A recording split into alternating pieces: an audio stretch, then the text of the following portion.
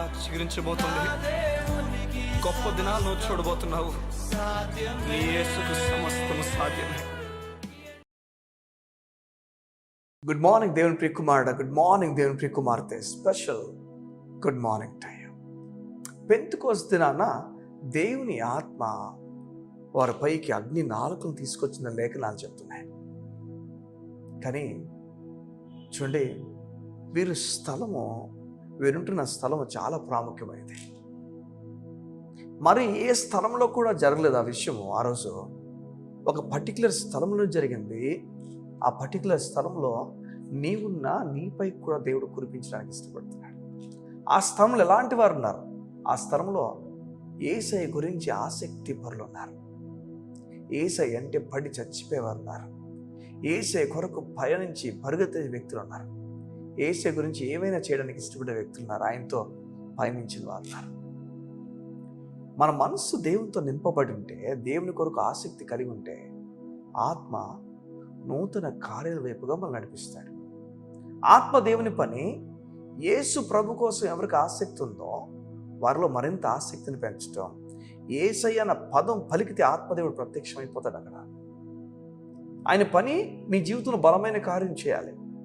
ఎవరి జీవితంలో కార్యం చేయాలి? ఎవరైతే యేసు వైపు తిరుగుతారో, తిరగగానే ఆ వెలుగు తీసుకొచ్చేది ఆత్మదేవుడు. ఆ వెలుగును మీ పైన ఉదింపజేయాలని కోరుతున్నాడు. ఆ కోరిక ఆయనలో బహుగా ఉన్నది. ఆ కోరిక మనలో ఉన్నదా? ఆ రోజు 120 మంది పైన ప్రత్యేకంగా ఆ రోజు ఆత్మ దేవుడు అగ్ని నాలుకలు తీసుకురావడానికి కారణము వారు ప్రభు కొరకు ఆసక్తి పడ్డ. మార్కెట్ ప్లేస్లో కొంతమంది ఉన్నారు. చెప్పండి, పబ్స్లో కొంతమంది ఉన్నారు. స్త్రీలు వెనకాల పురుషుల వెనక తిరిగేవారు చాలామంది ఉన్నారు. అదే సమయంలో అధికారం కోసం పరిగెత్తు రాజకీయ సంబంధం వ్యక్తులుగా చాలామంది అక్కడ ఉన్నారు. మా కోట్లు వేయండి, మీ కోట్లు వేస్తాం, ఇలాంటి వారు చాలామంది ఆ సమయంలో ఉండొచ్చేమో. లేదా ఆ చోట కుటుంబ గొడవల్లో కొంతమంది ఉండొచ్చు. నాకు చింత కలుగుతుంది, నాకు డబ్బు లేదు, నేను సరిగ్గా చేయలేకపోతున్నా కొంతమంది ఉండొచ్చు. ఎన్నో విషయాల్లో ఆ ఊరంతా ఉండగా ఈ 120 మంది వాటన్నిటికీ భిన్నముగా, వాటన్నిటిని విడిచిపెట్టి దేవుని సంబంధ వ్యక్తులుగా ఆ చోట ప్రార్థనలో ఉన్నారు. మీరు గమనిస్తున్నారా? వ్యత్యాసం ఉంది. ఎప్పుడైతే వీరు దేవుని కోసం ఆ చోట కూడుకున్నారో, ఒక్కసారిగా దేవుని ఆత్మ బలంగా వారిపైన దిగిపోయింది. అక్కడి నుంచి మార్పు ప్రారంభమైపోయింది. అక్కడి నుంచి నూతన వ్యక్తులుగా అయిపోయారు. నూతన కార్యాలు వారు తలపెట్టారు. లేఖనాలు చెప్తున్నాయి, వారు నడుచుకుని వెళ్తుంటే దేవుడు స్వస్థ చేసేట అనేక మందికి. వారు నీడ పడితే స్వస్థ జరిగిపోయేదట. వ్యత్యాసం అదే. అలాగే ఒక సమయంలో కొర్నేలు అనే వ్యక్తి దేవుని సేవకుడైన పేతురుని పిలవమని దేవుడు చెప్పగానే పేతురు వెళ్తాడు. అక్కడ అందరు కూడుకునండి వారు దేవుని వాక్యం వింటుండగా ఆ ఇంట్లో దేవుని ఆత్మ అక్కడ దిగుతాడు, మిగతా ప్రాంతాల్లో కాదు.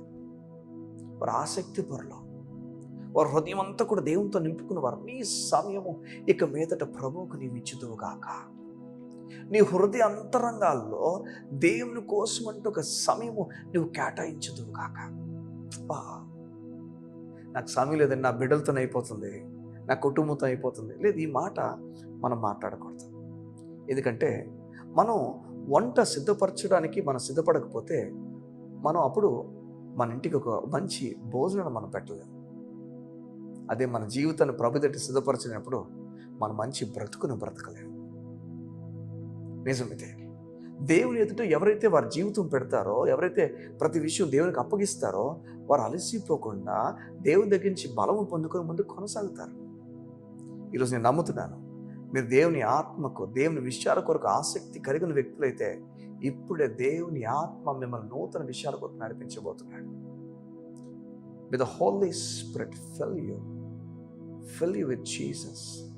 యేసయ్యతో మిమ్మల్ని నింపునుగాక. ఏ రోజైతే ఈ 120 మంది ఆ మేడగదిలో కలుసుకొని దేవుని కోసం కనిపెడుతున్నారో ఆత్మ దిగిపోయాడు. అలాగనే అన్ని జనులు పేతురు స్వరం వింటూ, పేతురు మాటలు వింటుండగా దేవుని ఆత్మ దిగిపోయాడు. సమానంగా దేవుడు చెప్తున్నాడు, భేదము లేకుండా ఆసక్తి పరులందరిపైన కూడా నేను నా ఆత్మను కుమ్మరిస్తాను.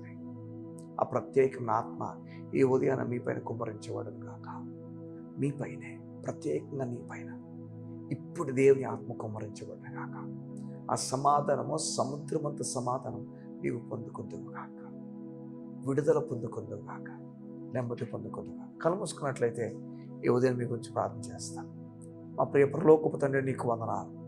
నీ బిడ్డలు సమాధానంతో నింపబడినట్లుగా ఈ లోకానికి వారికి వ్యత్యాసం ఇవ్వండి. 120 మంది ఆ గదిలో కూడుకున్నప్పుడు నీ వారిపైకి నీ ఆత్మను పంపించావు. ఇక అన్ని జనులుగా నీ కొరకు కూడుకున్నప్పుడు వారిపైన కూడా నీ ఆత్మను పంపించావు. నీవు సమానంగా ప్రేమించేవాడు అని మాకు అర్థమవుతుంది. నీవు ఒకరిని తక్కువగా ఎక్కువగా చూసేవాడు కాదని మేము అర్థం చేసుకోగలం. అయ్యా, నీ బిడ్డలుగా ఈరోజు ఎవరైతే సిద్ధపడి వాళ్ళ ఆసక్తి నీకు అధికంగా చూపించడానికి ఇష్టపడుతున్నారో ఇక వారిని నింపండి. నీ సేవ పరిచయలో వారు వాడుకోండి. బలమైన కార్యాలు వారి కుటుంబాన్ని జరిగించడానికి పెంచమని యేసునామమున ప్రార్థించుచున్నాం తండ్రి. ఆమేన్, ఆమేన్, ఆమేన్. నేను చాలా ఆనందపడుతున్న ఈ విషయాలన్నీ మీతో పంచుకోవడం, ఇవన్నీ నా హృదయంలో దేవుడు పెడుతున్న మాటలు మిమ్మల్ని ఆదరించాలని, మిమ్మల్ని ఈ లోకం నుంచి ప్రత్యేకించిన దేవుడు ఇప్పుడు సంఘములో కూడా మిమ్మల్ని ప్రత్యేకించి తను వాడుకోవడానికి ఇష్టపడుతున్నాడు. ఈ విషయాల కోల మీరు వింటే ఖచ్చితంగా మిమ్మల్ని దేవుడు తన సేవ కోసం వాడుకోవడానికి ఇష్టపడుతున్నాడు. తన పరిచర్లో మిమ్మల్ని కూడా ఒక వ్యక్తిగా వాడుకోవడానికి ఇష్టపడుతున్నాడు. ఈ విషయాలు వాడుకుంటే నాకు తెలియదు, కానీ మిమ్మల్ని నడిపిస్తాడు. ఈ విషయాలు వాడుకోవాలి. వాటి కొరకు మీరు సిద్ధపడండి. ప్రభు మిమ్మల్ని దీవించును గాక. God bless you. See you tomorrow.